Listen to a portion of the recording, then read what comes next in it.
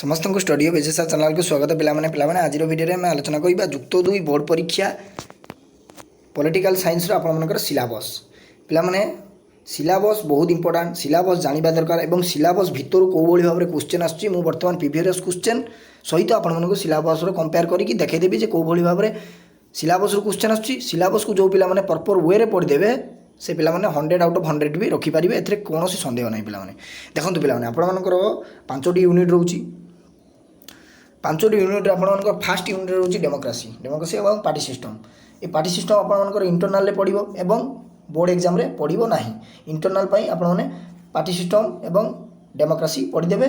आउ जी आपर चैप्टर रहा से आपने कौन करेंगे ना बोर्ड पढ़े देखूँ आपर डेमोक्रेसी रहा फास्ट यूनिट रे तादेर आप मीनिंग पढ़े टाइप्स पढ़े फीचर्स पढ़े challenges of democratic process in India एतिक जिनस पढ़े इक्वालिटी रिजनलिज्म पढ़े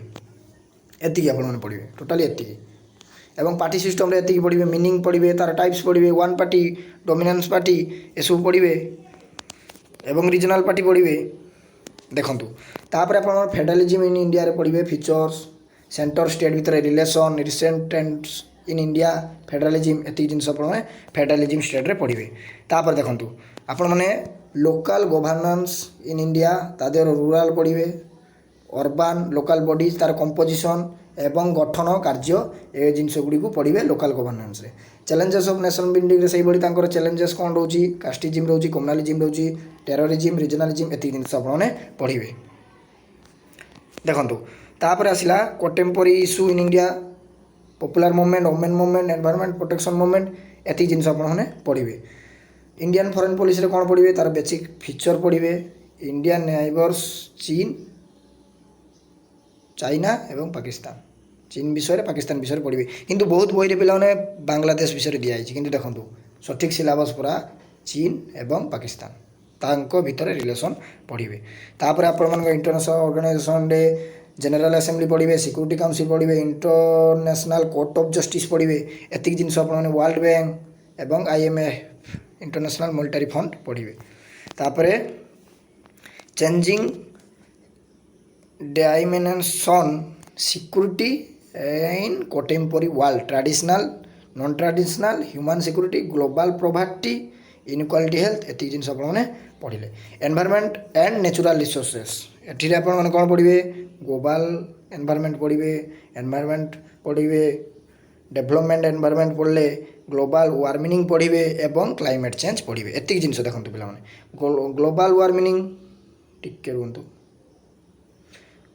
ग्लोबल वार्मिंग पढ़ले ग्लोबल पॉवर्टी पढ़े एवं इंटरनेशनल कोर्ट ऑफ जस्टिस यही केतेटी क्वेश्चन देखो आपण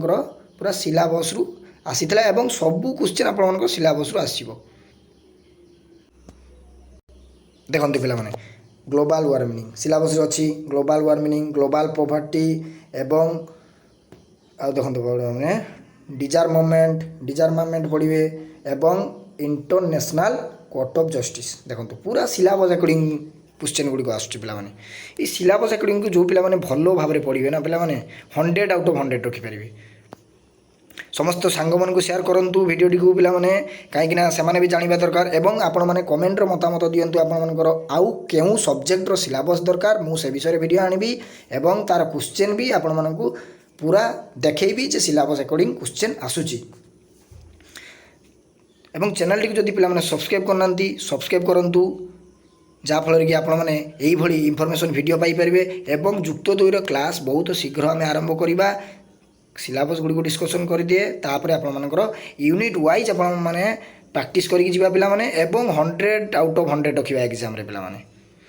ताने आशा करी आपण मानक बहुत हेल्पफुल होइतबो ए वीडियो टी सिलेबस अकॉर्डिंग जानि परिबे सठिक सिलेबस जानिले रहउची जय जगन्नाथ वंदे उत्कल जननी।